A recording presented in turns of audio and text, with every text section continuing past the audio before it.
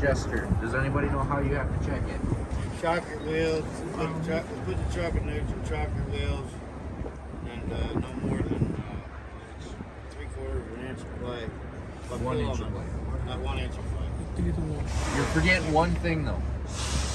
When you go to check the slack adjuster, yes, you want the wheels chalked, but you also need the brakes released.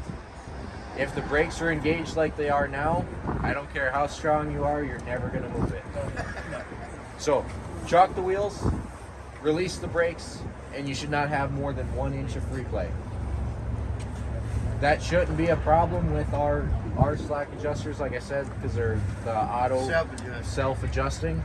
But if there is, there's something wrong with the slack adjuster. Got to get it fixed.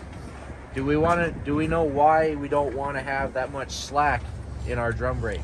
Because it gives you the distance on your brake pads. If you have more slack, you have less pads. Close.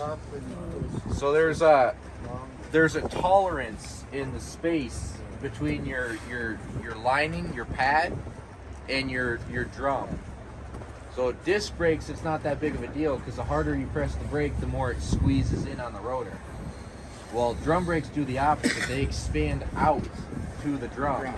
So if there's too much slack, you have the potential to not even have the pads hit the drum.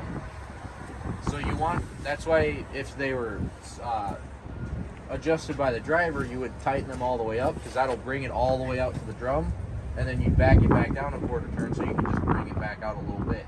Because if it's all the way against the pad, you're going to be braking all the time. So you need that little bit of tolerance in there, that little bit of slack, so you can freely move the wheels.